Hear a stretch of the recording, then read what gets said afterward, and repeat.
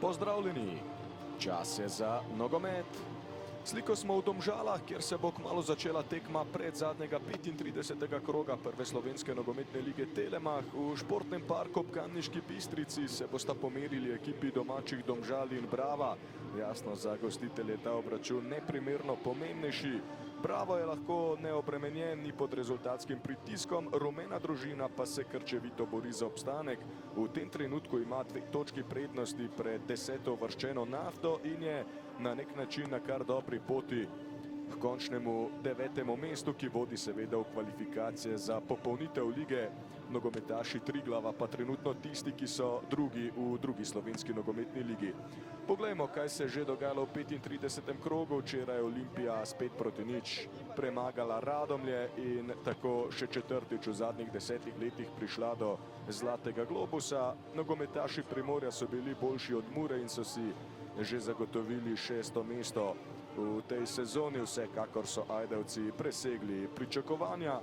Danes pa na sporedu 3 obračuni, potem še Nafta Celje. Gotovo bodo Domžalčani držali pesti za grofe, Koprčani pa bodo gostili Mariborčane. Bitka za drugo mesto torej je takoj skušal napraviti prekršek, v tem primeru bi tudi porumenel. Nemanja Jakšič na desno do Martina Pečarja. Pečar, no tole je zdaj zanimiva akcija, to da Rantuša Lamprecht pred Venustom Babulajem, pa Nemanja Jakšič. Nemanja Jakšič v kazenski prostor, priložnost za Poplatnika in gol. Matej Poplatnik do 13. gola v letošnji sezoni, zdaj za Florucem zaostaja zgolj še za 2 gola. Jubilejni 150. nastop v tem tekmovanju je Poplatnik oplemenitil ter podkrepil 46. golom. Lovro Štubljar je hitro moral po žogo v svojo mrežo že v 3. minuti in ta gol bi lahko skrajšal zalet Domžalčanov, ki so ga seveda vzeli na derbiju za obstanek proti Nafti. Hladna prha takoj v uvodnih minutah za Četo Tončija Žlogarja. Nemanja Jakšič zelo dobro podal v kazenski prostor, Poplatnik pa je storil to, kar počne najbolje. Fantastičen, tako imenovan timing za skok ima osrednji napadalec Brava. No, na drugi strani pa Šturam, Daniel Šturam skuša hitro odgovoriti, to da žoga je švignila mimo desne vratnice Uroša Likarja. Nuhanović na Jakšiča, Nemanja Jakšič v skoku, Angeso in pred golovo črto odbija Lorber. Krančič, pogumno Krančič, Lorber, pa Burič, no tole je zdaj dobra podaja, zdaj diši po rdečem kartonu in ja, prišlo bo do njega. In kako hitro se bo zdaj vse skupaj obrnilo v drugo smer. Kenan Tojbibu je zrušil Buriča in jasno je bilo takoj, kaj bo sledilo. Imajo priložnost, da po prostem strelu pridejo do izenačenja, ampak ni jim uspelo. Burič je zgrešil. Nino Milić zdaj dirja naprej, poiskal je Daniela Šturma.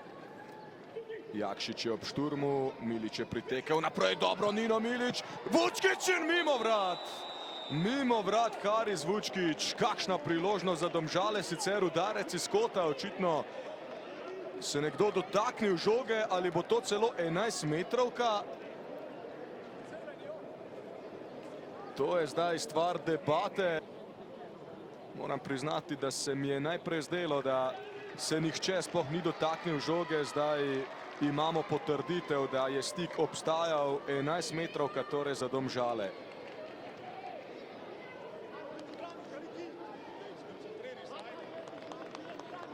Daniel Šturam prevzema odgovornost. Verjetno najpomembnejša 11-metrovka, ki jo je doslej imel v karieri. Vdihnili bodo vsi navijači v športnem parku ob Kamniški Bistrici. Domžalčani lahko napravijo korak proti obstanku in so ga tudi storili.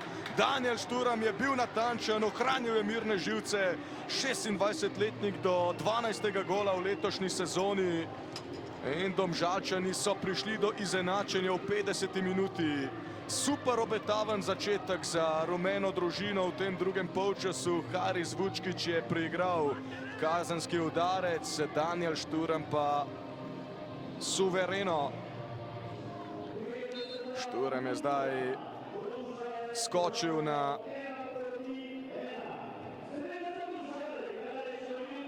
tretje mesto na listi strelcev.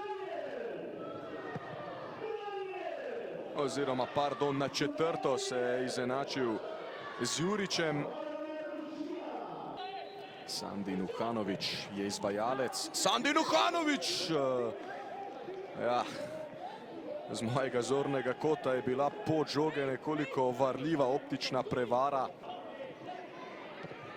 Milić. No, zdaj gre Daniel Šturm, tole so situacije zanj, Daniel Šturm, Šturm in gol! Daniel Šturm je lastnoročno poskrbel za popoln preobrat, krasen pobeg po levu, ohranil mirne živce in žogo poslal za hrbet Uroša Likarja. Daniel Šturm do svojega 13. gola v letošnji sezoni, no zdaj pa je skupaj z Vizingerjem in Poplatnikom na drugem mestu na listi strelcev v prvi ligi. In jasno, Floruc ima pred omenjenimi nogometaši zgolj še 2 gola prednosti, ampak kar je bolj pomembno v tem trenutku je to, da so Domžalčani na virtualni lestvici Lendavčanom zdaj pobegnili na debelih 5 točk. In ja, obstaja možnost, da bi Ravbarji že danes slavili končno 9. mesto.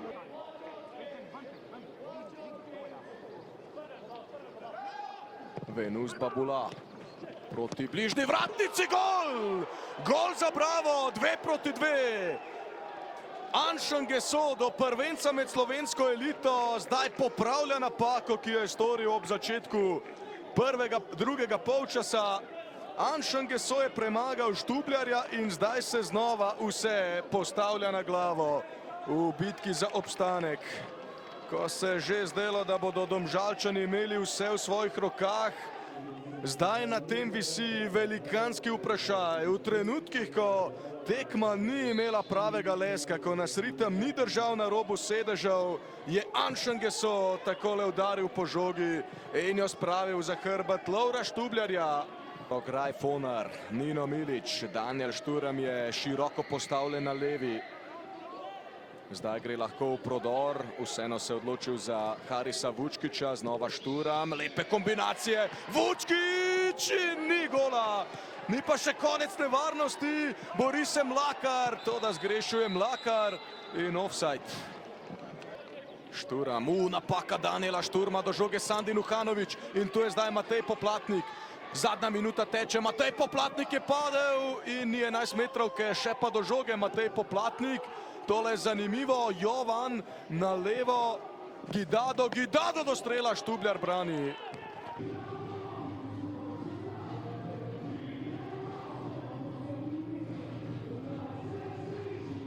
Sandi Nuhanović, točka danes v Domžalah, imamo pa nekako močan občutek, da ste si zaslužili več kot 1 uro ste igrali z igralcem manj. Kako težko je bilo? Ja, mislim, da do prejetega rdečega kartona niso imeli nobene izrazite šanse. Mi smo nadzorovali nekako tempo.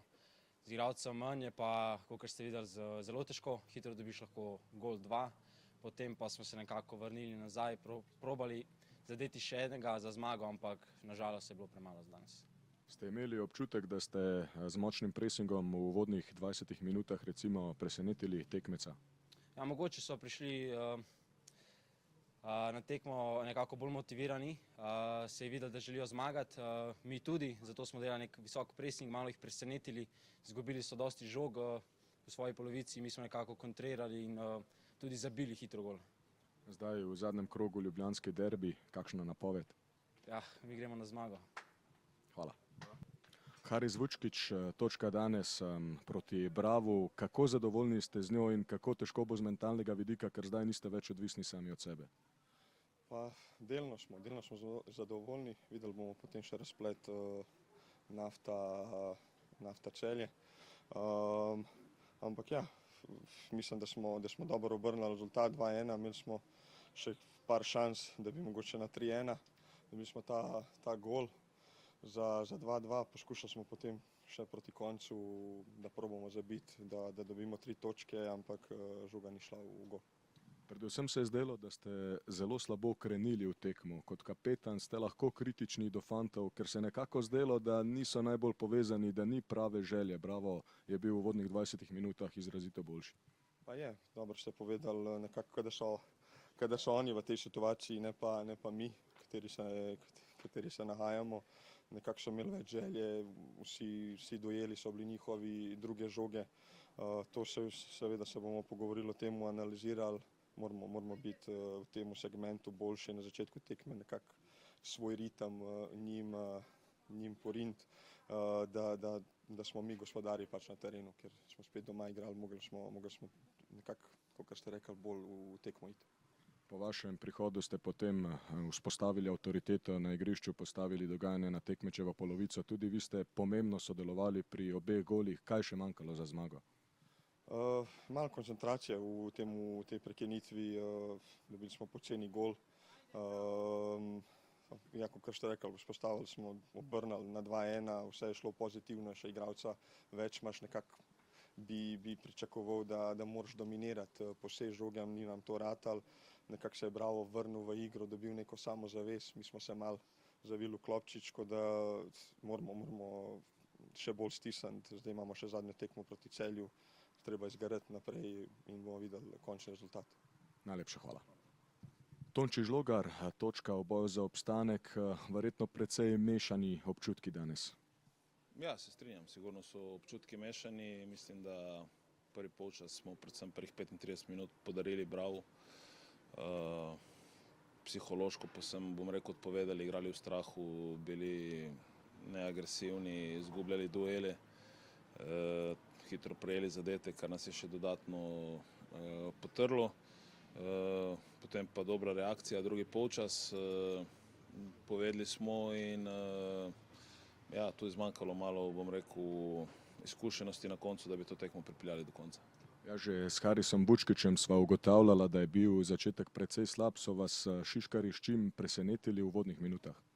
Ma ne, niso nas presenetili, tudi smo pričakovali njihov agresiven začetek. Točno vemo, Bravo se ponavljajo ene in iste stvari skozi celotno sezono, ampak mi smo pač bili preveč ohlapni v pokrivanju, zamujali smo in v pokrivanju in v duelih in to je Bravo pač takoj na začetku izkoristil. Mi smo potem potrebovali kar nekaj časa, da smo vzpostavili neko ravnotežje in potem po izključitvi njihovega igralca, mislim, da smo bili en del tekme bistveno boljši nasprotnik, takrat bi tekmo morali zaključiti. Potem smo prejeli ta zadetek 2-2 in pol je vedno ta strah, da ne dobiš gol, premalo mogoče konkretni, potrpežljivi v fazi napada, ampak v redu, poskušamo zbirati točke. Želeli smo si 3, dobili smo 1, koliko bo ta točka na koncu, lahko bo zelo velika. Bomo pa počakali do 7:15, ko se bo končala tekma v Lendavi. Kot ste dejali, ste v drugem polčasu res prevzeli pobudo, ste vseeno pričakovali, da se bo to zgodilo malce prej, glede na to, da je Tojbibu sredi prvega polčasa prejel rdeči karton. Ja, ampak mi smo potem z vstopom Harisa smo dobili na sigurnosti. Mi pač vemo, da je Haris nam ogromno pomeni v razvoju igre, v zadrževanju žoge. Ga pa seveda tempiramo, ker trenutno 90 minut zelo težko odigra. In nam je ogromno pomagal, ko je prišel v igro, tako da smo v bistvu prevzeli pobudo, bili bolj mirni v tem pasu, ampak smo potem spet po izenačujočem zadetku Brava smo bili preveč spet, smo prehitro želeli zaključevati akcije in smo bili mogoče preveč neprecizni v teh podajah in potrpežljivi, da bi si ustvarili še kakšno priložnost. Zdaj, vaše delnice so precej visoke, imate 3 točke več od Nafte, ampak vseeno, kako težko je z mentalnega vidika, ker niste več sami odvisni sami od sebe? Pa dobro, mi imamo še eno kolo. Nafta ima 2. Ja, danes za zmago bi bili velik korak tem dodatnim kvalifikacijam. S to točko smo ohranili nek pozitiven niz, ampak na koncu kar šteje rezultat, tako da nič, ne bomo, bom rekel, potrebno biti povsem iskreni in da bomo danes navijali za Celje, bomo navijali, tako da kaj bo pa prinesla tekma sama v Lendavi, bomo pa videli. Najlepša hvala. Aleš Arnol, pred začetkom sva se nekako pogovarjala, da so pogosto zelo zanimive izjave pred tekmo, ko trenerji nekako ugibate, kako naj bi potekali obračuni, včasih zadenete, včasih ne.